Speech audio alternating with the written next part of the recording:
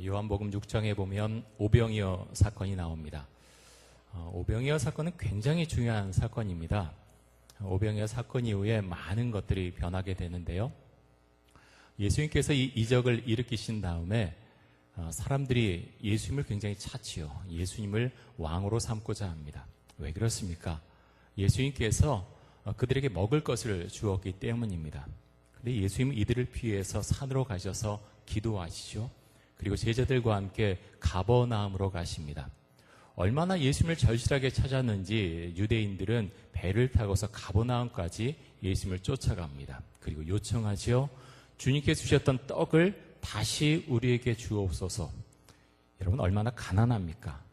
얼마나 절실합니까? 정말 필요했습니다. 그들은 배가 고팠지요. 그래서 배가 고파서 예수님을 쫓아왔던 것입니다. 주님, 우리에게 떡을 좀 더 주십시오. 우리에게 계속 떡 좀 주십시오. 근데 예수님은 떡에 대해서 한 말씀도 하지 않으십니다. 자비를 베푸셔서 이적 베풀어 주셔서 떡과 물고기로 그렇게 이적을 일으켜 주셨지만 이들이 가버나움까지 쫓아왔을 때 이들을 향해서 현재적인 것, 떡에 대해서 한 말씀도 하지 않으십니다. 무엇을 말씀하십니까? 영적인 것에 대해서 계속해서 말씀하십니다. 사람들이 어떤 반응을 보입니까? 쫓아온 유대인들이 실망해서 자기들이 살던 곳으로 되돌아갔다 그랬습니다. 예수님에게는 12명의 제자들 외에는 아무도 남지 않았습니다. 여러분, 예수 믿고 산다는 것이 무엇입니까? 오늘 제목이 예수를 믿고 산다는 것은 이렇게 정했는데요. 저는 말씀 묵상하면서 계속 질문을 했습니다. 예수 믿고 산다는 게 무엇일까? 예수 믿고 산다는 것. 요한복음 6장에 나오는 유대인들, 그들은 절실해서 예수님에게 현재적인 요구를 했습니다. 예수님, 먹을 것 좀 주세요. 먹을 것 좀 주세요. 우리도 그럴 수 있지요. 예수님 믿으면서 필요한 것들이 있습니다. 필요한 어떤 돈, 어떤 질병의 치유, 우리 가족에 필요한 것, 우리 자녀에게 필요한 것, 뭔가 계속 요청할 수 있습니다. 그런데 예수님께서 어떨 때는 그것에 대해서 반응하지 않고 다른 것에 대해서 계속해서 말씀하실 수 있다는 거예요. 어떤 기도 제목, 구체적인 것 놓고서 주 앞에 매달리죠. 주님께서 계속해서 영적인 것에 대해서 말씀하실 수 있습니다. 그런데 여러분, 영적인 것과 현재적인 우리의 어떤 문제, 필요한 것들, 그것이 서로 동떨어져 있습니까? 사실 그렇지 않습니다. 예수님은 유대인들이 영적인 세계를 먼저 알기를 원하셨던 것입니다. 믿음을 갖기를 원하셨던 것입니다. 하지만 그 믿음의 산을 넘어가지 못하지요. 그들의 눈은 현재적인 것에 맞춰져 있습니다. 그래서 계속해서 예수님에게 요청하죠. 주님, 이거 주세요. 우리도 이런 가운데 혹시 있지는 않습니까? 주 앞에 기도하면서 주님, 이거 해결해 주세요. 저거 해결해 주세요. 저는 그 기도 자체가 나쁘다고 생각하지 않습니다. 필요하지요. 그런데 주님께서 어떨 때는 다르게 우리에게 말씀하시는 경우가 있다고 하는 것입니다. 요한복음 6장에 나오는 영적인 흐름이 7장까지 이어지는데요. 예수님의 형제들조차 예수님을 믿지 않았습니다. 이런 가운데서 예수님은 초막절에 예루살렘을 향해서 올라가십니다. 그리고 그곳에 가셔서 성전에서 유대인들을 가르치십니다. 오늘 우리가 읽은 이 본문에 나오는 절기는 초막절인데요. 그리고 특별히 마지막 날입니다. 요한복음 7장 37절, 38절 유명한 말씀인데요. 우리의 신앙 고백을 담아서 우리 큰 목소리로 같이 한번 읽어보겠습니다. 명절 끝날 곧 큰 날에 예수께서 서서 외쳐 이르시되 누구든지 목마르거든 내게로 와서 마시라. 나를 믿는 자는 성경의 이름과 같이 그 배에서 생수의 강이 흘러나오리라 하시니. 자, 여러분, 이런 신앙 고백 있습니까? 예수님께서 누구든지 목마르거든 나에게로 와서 마셔라. 이 말씀은 너희 힘드냐, 어려우냐, 갈증 일으키냐, 삶 가운데 어려움이 찾아왔느냐, 나에게로 와라. 그리고 내가 주는 물을 마셔라. 지금 말씀하시는 겁니다. 그렇게 여러분 주 앞으로 나오고 있습니까? 이것이 우리에겐 굉장히 중요합니다. 주 앞으로 나아가는 것. 교회 다니지만 어려움이 오면 믿음이 없는 사람들은 예수님을 바라봐야 되는데 현실을 먼저 바라봅니다. 그리고 그 문제에 매달립니다. 현재 문제에 집착합니다. 여러분, 제가 말씀드린 이유는 그 문제를 풀지 말라는 것이 아닙니다. 문제를 풀어야죠. 근데 우리는 하나님을 믿는 사람들이죠. 그래서 주 앞으로 나와서 먼저 기도해야 됩니다. 근데 그것을 잊고서 문제 붙잡혀서 이리저리 막 돌아다니면서 기도하는 거 다 까먹고 교회하는 거 다 까먹고 내가 문제 해결되면 교회 갈게. 누가 물어보면 문제 해결되면 교회 갈게. 예수님 왜 믿습니까? 정말 예수님 필요할 때 예수님을 찾아야 되는데 문제가 해결된 다음에 교회로 온다고요? 평생 예수님을 잘못 믿었습니다.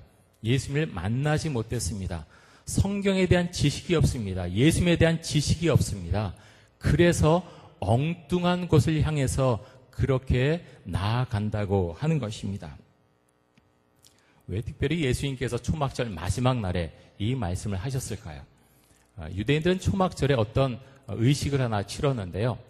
실로암 연못가에 가서 물을 길어서 성전의 제단에 계속해서 붓는 그런 의식을 했습니다. 예수님께서 특별히 마지막 날에 이 말씀하신 이유는 이제 그런 의식을 행하는 이유는 물을 갖다가 성전의 제단에 붓는 이유는 광야에서 물을 공급해준 그 하나님의 은혜에 감사와 찬양을 올리는 마음으로 그렇게 이런 의식을 행했고요. 두 번째는 농사짓는 데 필요한 은혜로운 단비를 우리에게 내려주옵소서 이렇게 기도하는 마음으로 이런 의식을 행했습니다. 그러면서 예수님께서 이런 배경을 생각하시면서 예수님께서 유대인들에게 말씀하시죠. 누구든지 목마르거든 내게로 와서 마시라. 나를 믿는 자는 성경의 이름과 같이 그 배에서 생수의 강이 흘러나오리라. 여러분, 이것이 무슨 뜻입니까? 생수의 강이 흘러나오리라. 성령을 가리켜서 말씀하신 거죠. 예수님 믿는 것, 예수님을 믿으면 성령이 우리에게 임합니다. 여러분, 예수를 믿고 산다고 하는 것이 무엇입니까? 예수를 믿고 사는 것과 믿지 않고 사는 것, 어떤 차이가 있습니까? 우리가 예수님 믿으면서 가장 먼저 생각해야 될 것은요, 어떤 행동이 아닙니다. 우리 시온 찬양대도 조금 전에 찬양했는데 예수님을 믿으면 우리 안에 기쁨이 들어옵니다. 기쁨. 그래서 한번 생각해 보십시오. 내 안에 예수 믿는 기쁨이 있는가? 내가 예수를 만났습니다. 말씀 속에서 예수님을 대면했습니다. 기도하는 가운데 예수님과 가까워졌습니다. 내 안에 기쁨이 있습니까? 표현할 수 있는 것이 여러 가지가 있죠. 너에게 신앙이 있느냐? 그런데 가장 대표적인 것이 무엇인가 하면 예수님으로 인해서 내 안에 기쁨이 있는가 하는 것입니다. 예수님을 믿으면 내 안에서 생수의 강이 흘러나오리라고 하셨습니다. 그것은 죽음의 물이 아니고 우울한 물도 아니고 낙심의 물도 아닙니다. 예수님께서 주시는 물은 내 영혼을 치유하는 물이고 우리를 자유케 하는 물입니다. 제가 지난 주간에 글을 하나 읽다 보니까 이런 글이 있더라고요. 사랑하는 만큼 보인다. 사랑하는 만큼 보인다. 여러분 그러세요? 사랑하는 만큼 보입니까? 어떤 사랑하는 남편, 아내, 내 자녀, 사랑하는 어떤 대상? 저는 참 이 말이 맞다고 생각합니다. 사랑하는 만큼 보입니다. 다른 사람은 다 눈치채지 못하고 다 알지 못해도 내가 사랑하는 사람, 그 사람의 몸짓 하나, 말 한마디 들으면 무슨 말인지 아는 거예요. 무슨 의미인지 아는 거예요. 우리가 예수님 믿는 것도 이와 비슷하지 않습니까? 우리가 예수님을 사랑한다고 말하는데 만약에 그렇다면 예수님께서 무엇을 말씀하시려고 하는지 내가 어떻게 살아야 되는지 우리가 알 수 있지 않겠습니까? 우리가 흔히 그런 이야기를 하죠. 하나님의 영광을 위해서 살겠습니다. 이 일 하나님의 영광을 위해서 하겠습니다. 근데 말을 바꿔서 하면 어떻게 말할 수가 있을까요? 이렇게 영광을 올려드린다는 말은 하나님께서 기뻐하신 일을 제가 하겠습니다 하는 다른 표현입니다. 그래서 내가 어떤 일을 할 때 그 일을 통해서 하나님께서 기뻐하신다면 그 일은 하나님께 영광을 올려드리는 일이고 하나님께서 전혀 정말 싫어하신 일이라면 그것은 하나님께 영광 돌린 일이 아닐 것입니다. 그래서 여러분, 우리는 하나님을 보다 잘 알아야 됩니다. 예수님을 알아야 됩니다. 어떻게 알 수 있습니까? 가장 먼저 성경 말씀, 이 성경에 대한 지식이 있어야 됩니다. 지식이 뭐가 중요합니까? 필요합니다. 아주 중요합니다. 성경에 대한 지식이 없으면 신앙이 흔들리고 뿌리째 뽑힐 수도 있습니다. 그래서 성경에 대해서 갈망하는 마음이 있어야 됩니다. 이 성경이 나에 대해서 뭐라고 말씀하는지, 우리 공동체에 대해서 뭐라고 말씀하고 있는지 우리는 성경 속으로 들어가서 그 말씀을 알아야 됩니다. 그래서 예수 믿고 산다고 하는 것은요, 말씀 가운데 사는 것입니다. 예수 믿고 산다고 하는 것은 성령 가운데서 성령의 인도하심을 받고 살아가는 것입니다. 요한복음 14장 16절과 17절 한번 보겠습니다. 성령에 대해서 말씀하시는데요.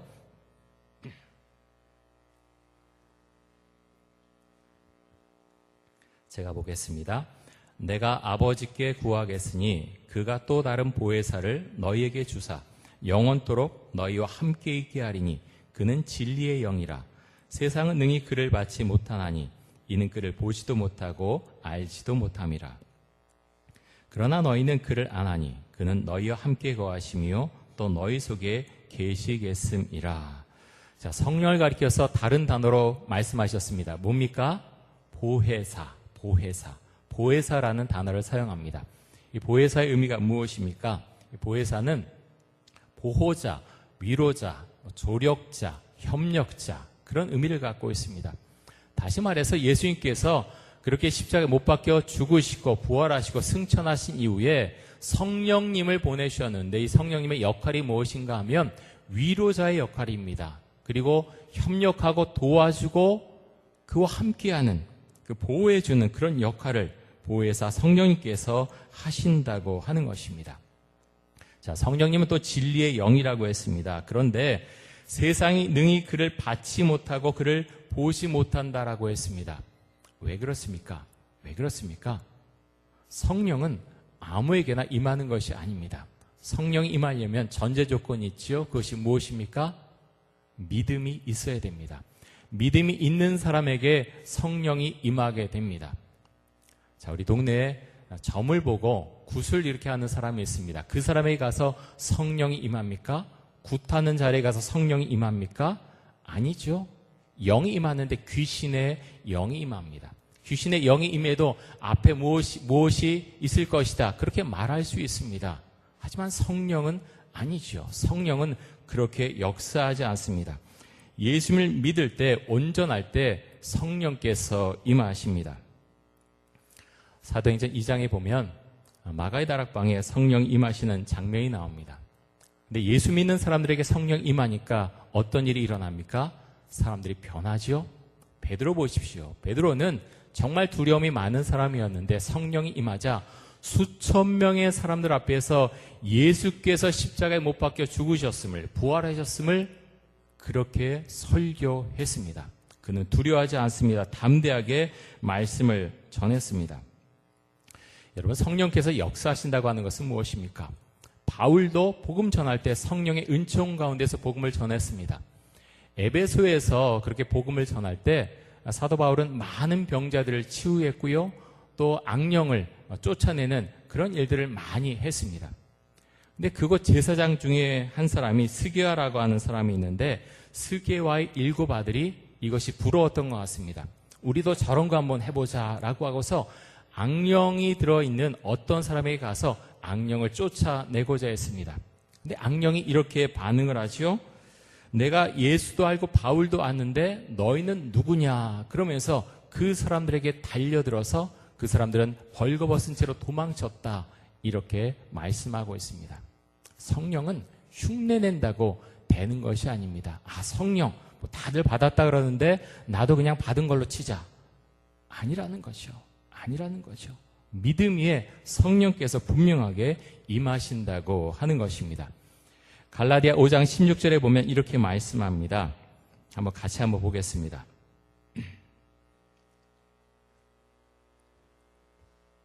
같이 한번 읽습니다. 시작. 내가 이르노니 너희는 성령을 따라 행하라. 그리하면 육체의 욕심을 이루지 아니하리라. 아멘. 목사님, 저는 그런 욕심 별로 없는데요. 평생 그렇게 살아왔는데요. 근데 그렇지 않습니다. 우리의 속사람으로 들어가면 누구나 이기적인 마음이 있어요. 탐심이 있어요. 뭔가 더 움켜쥐려고 하는 마음이 있어요. 제가 어제 어느 목사님 설교 말씀 듣는데 본인이 아는 어떤 다른 목사님에 대해서 말씀하시더라고요. 어느 목사님하고 이야기하는데, 목사님, 제가 이전에 정말 마음속에 탐심이 들어왔던 적이 있습니다 하시면서 말씀하시는데, 그 교회가 굉장히 작았던 것 같아요. 그래서 하나님 앞에 기도하면서, 목사님, 돈이 좀 있어야 되겠습니다. 돈이 있어야 교회도 안정되고 뭔가 정말 반듯하게 목회할 수 있지 않겠습니까? 그렇게 계속 기도하다가, 그렇다, 청약 통장 하나 해야 되겠다라고 해서 청약 통장을 했답니다. 근데 청약 통장한 지 얼마 지나지 않아서 그 지역에 어떤 개발붐이 불었는지 이제 조금 있으면, 얼마 지나면 가만히 있기만 하면 몇 억이 그냥 수중에 들어오는 그런 일이 일어나게 됐다고 합니다. 저는 그런 쪽에 잘 몰라서 모르겠는데, 어쨌든 말씀하시는 바에 의하면 그렇습니다. 하나님 앞에 기도하는데, 너 돈 믿냐? 나를 믿냐? 청약 통장 믿냐? 나를 믿냐? 말씀하시더래요. 하나님, 왜 그러세요? 저 이거 필요해요. 이거 있어야 교회가 안정될 거 아니에요. 내 기도할 때마다 하나님께서 계속 말씀하시는 거예요. 너 청약 통장 믿냐? 나를 믿냐? 마음이 너무 괴로운데 은행 앞에 갔다가도 계속 돌아오는 거예요. 도저히 해지할 그런 마음이 안 생기는 거예요. 그래서 설교하다가 교인들에게 제가 이렇게 했는데 하나님께서 말씀하셨는데 도무지 순종 못하겠습니다. 제가 이렇게 말씀드린 이유는 이렇게 공표해야 내가 통장을 해지할 수 있을 것 같아서 말씀을 드립니다. 그렇게 교인들의 공표를 한 다음에 은행에 가서 통장을 해지했는데, 사람들이 얼마나 많이 통장을 만들려고, 새로 청약 통장을 만들려고 하는지 1시간 반을 기다렸다고 합니다. 통장 해지하는 사람은 본인 혼자였다고 합니다. 은행 직원이 묻더래요. 왜 다른 분들 다 통장 만든 이 시기에 왜 통장을 해지합니까? 그래서 이 목사님이 그렇게 말씀하셨대요. 더 큰 집이 생겼어요. 이렇게 말씀하셨대요. 근데 통장을 해지가 나오는데 마음이 그렇게 힘들었답니다. 여러분, 어떻습니까? 현재적인 어떤 우리의 문제, 어떤 특별히 돈의 문제, 그리고 주의 길. 제가 집에 돌아가서 청약 통장 다 해지하라, 그 말씀 드리는 거 아닙니다. 아시죠? 중요한 건 이 목사님 같은 경우는 이제 목회를 하지 않습니까? 주 앞에 나와서 기도하는데 하나님보다 청약 통장이 너무나 앞서갔다는 겁니다. 기도에도 온전히 머릿속에 부동산, 청약 통장, 돈, 그것만 계속 생각이 나는 거예요. 여러분, 하나님보다 앞서가는 것을 하나님께서 원하지 않으십니다. 여러분들 기도할 때 하나님께서 말씀하실 때가 있어요. 내가 움켜쥐고 있는 것, 이것만은 하나님 절대로 포기하지 못합니다. 그런데 하나님께서 보실 때는 그것이 하나님보다 앞서가는 것일 수 있어요. 그럴 때 하나님께서 말씀하신 것을 잘 들으실 수 있어야 됩니다. 신앙이라고 하는 것은요, 결국에 선택입니다. 내 생각을 선택할 것인가, 아니면 예수님을 선택할 것인가, 예수님의 말씀을 선택할 것인가, 선택이 신앙의 길입니다. 예수 믿고 산다고 하는 것은 결국에 예수님을 믿고서, 온전히 믿고서 그 말씀을 따라가고 성령 가운데서 살아가는 것입니다. 오늘 본문 말씀에 보면 똑같은 예수님의 말씀을 들었는데 어떤 사람은 예수님을 메시아로 인정했습니다. 어떤 사람은 반대 입장에 서죠. 절대로 메시아도 아니고, 나가서 어떤 사람들은 예수님을 죽이고자 했습니다. 똑같은 말씀을 들어도 사람들은 다르게 반응한다고 하는 것입니다. 특별히 바리새인들은 예수님을 잡아오지 않는 아랫사람들 향해서 이렇게 말하죠. 요한복음 7장 47절에서 49절까지 한번 보겠습니다. 제가 봅니다. 47절입니다. 바리새인들이 대답하되 너희도 미혹되었느냐? 당국자들이나 바리새인 중에 그를 믿는 자가 있느냐? 율법을 알지 못하는 이 무리는 저주를 받은 자로다. 자, 바리새인들이 예수님을 메시아로 믿는 사람들 향해서 독설을 퍼붓습니다. 너희는 율법을 알지 못하는 저주받은 사람들이다. 이렇게 말합니다. 어느 누가 우리에게 그렇게 말할 수 있습니다. 내가 믿는 예수가 누구냐? 계속해서 우리를 흔들 수 있어요. 그럴 때 우리는 어떻게 해야 됩니까? 성령에 대한 바른 지식이 있어야 됩니다. 그래서 그 믿음이 고백되어져야 됩니다. 그래서 아무리 뭐라 그래도 여유 있게 답할 수 있어야죠. 당신 뭐라 그래도 나는 예수님을 믿습니다. 예수님께서 나를 위해서 십자가에 못 박혀 죽으셨습니다. 나를 위해 부활하셨습니다.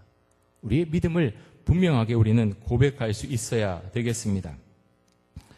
빌립보서 3장 7절에서 9절에 보면 이렇게 말씀하는데요.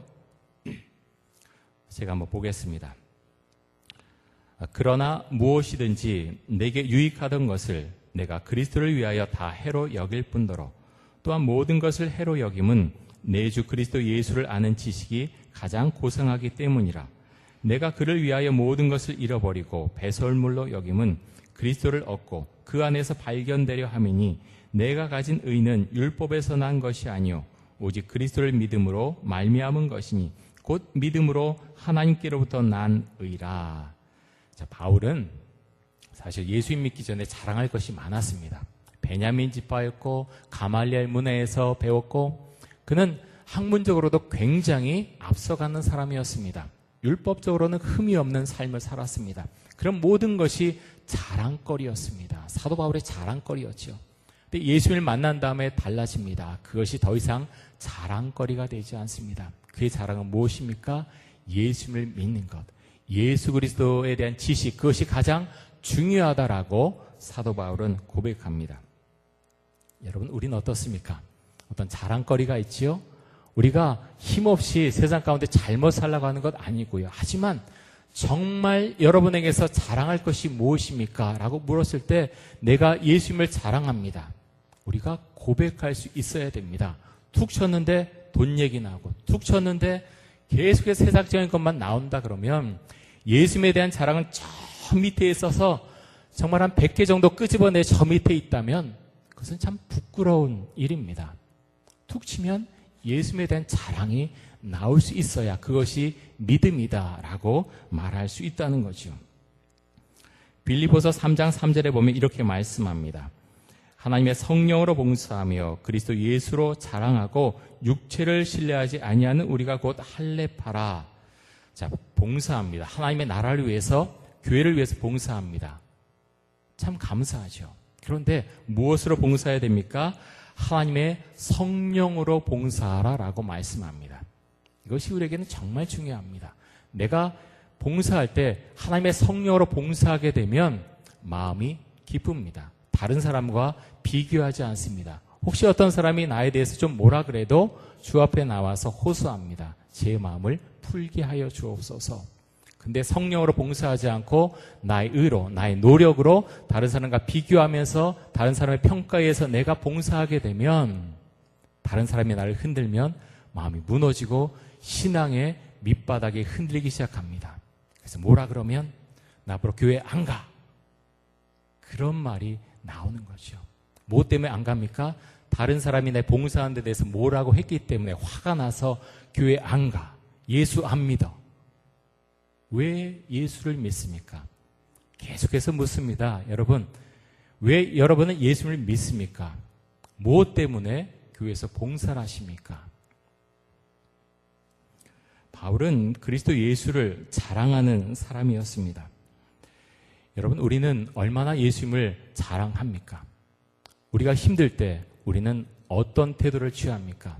힘들 때 예수님 앞으로 정말 나아옵니까? 그래서 주께 주시는 그 물을 받아 마시고 내 안에서 생수의 강이 나옵니다. 흘러 넘칩니다라고 그렇게 고백할 수 있습니까?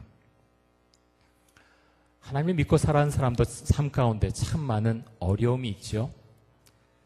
바이올린을 만드는 여러 나무가 있는데 그 중에 하나가 가뭄비 나무라고 합니다. 가뭄비 나무. 이 가뭄비 나무는요, 굉장히 척박한 땅에서 자란다고 합니다. 비도 잘 오지 않고 바람도 심하게 불고 추위도 심한 그런 곳에서 꿋꿋하게 버티면서 자라나간다고 합니다. 그런데 이 가뭄비 나무를 사용해서 바이올린을 만들면 정말로 좋은 울림이 나온다고 합니다. 왜 그렇습니까? 그런 어려운 가운데서 척박한 척박한 땅에서 단단하게 나무가 다져졌기 때문입니다. 여러분, 우리에게서는 어떤 울림이 나오고 있습니까? 어떤 신앙의 울림이 나오고 있습니까? 정말로 깊은 울림이 우리의 모습 가운데서 나오고 있습니까? 지난 금요기도회 때 부른 찬양 가운데 주를 위한 이곳에라는 곡이 있습니다. 주를 위한 이곳에. 가사의 내용 중에 이런 내용이 있는데요. 주를 위한 이곳에 예배하는 자들 중에 그가 찾는 이 없어 주님께서 슬퍼하시네. 주님이 찾으시는 그 한 사람, 그 예배자, 내가 그 사람 되길 간절히 주께 예배하네. 자, 우리가 이렇게 예배 드리는데요.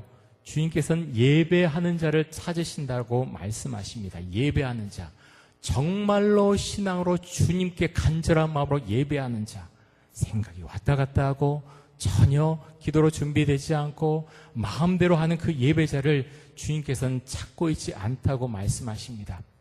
예수님께서는 수많은 사람들을 다 몰고 다니실 수 있었습니다. 그런데 12명을 택해서 3년 동안 교육시킵니다. 여러분, 우리를 보신 주의 마음도 같은 마음이실 것입니다. 많은 사람들이 예배 자리에 참여하지만 참된 예배자가 누군가, 그 사람을 주목해서 보시고 그 사람을 양육하길 원하시고 그 사람을 성장시켜서 복음을 전하기를 원하실 것입니다. 하나님께서 아무 사람이나 들어서 사용하는 것이 아닙니다. 그런데 여러분, 그 한 사람이, 그 참된 예배자, 그 한 사람이 바로 여러분, 바로 우리 자신들이 될 수 있기를 원합니다. 여러분, 그것은 정말 축복이고요, 귀한 것입니다. 여러분, 이 예배 시간 가운데 얼마나 주님 앞에 간절한 마음으로 그렇게 나아오셨습니까? 주 앞에 기도하십시오. 주님, 제가 간절한 예배자, 주께서 원하시는 그 한 사람이 될 수 있기를 원합니다. 그렇게 기도하시면서 정말 성령 충만하고, 오늘 말씀에서 우리가 본 것처럼 내가 어려울 때 주 앞으로 나아가며 주께 주시는 그 물을 받아 먹고서 내 안에서 생수의 강이 흘러넘치는, 성령의 은총이 흘러넘치는 그런 삶을 우리가 살아갈 수 있기를 간절히 원합니다. 우리 함께 기도하겠습니다. 이 시간 기도할 때 하나님, 우리가 예수 그리스도를 정말로 잘 믿고 살아갈 수 있도록 하여 주옵소서. 생수의 강이 내 안에서부터 흘러 넘칠 수 있도록 하여 주옵소서. 우리 통성으로 함께 기도하겠습니다. 주님, 감사합니다. 부족한 사람을 통해서 말씀을 전하게 하시니 감사합니다. 예수님께서 원하시는 참된 예배자, 그 예배자가 우리 자신들이 될 수 있길 원합니다. 성령의 은총이 우리 가운데 임해서 정말 주의 말씀에 따라서 살며 주께서 원하시는 길을 걸어갈 수 있도록 하여 주옵소서. 우리 교회 가운데 주의 은혜를 주셔서 우리 각 사람의 심령 가운데 크신 은총 주시고 우리 교회 공동체가 주께서 원하시는 성령의 공동체가 될 수 있길 원합니다. 주님, 우리와 함께 해주시고 하나님, 우리가 주 앞에 나아가서 봉사하고 또 주를 위해서 애쓰는 모든 것이 진정 하나님의 영광이 될 수 있길 원합니다. 우리 자신들의 신앙을 되돌아보며 우리 가족들을 되돌아보며 또 우리 교회 공동체를 우리가 바라보면서 정말 주께서 쓰기 합당한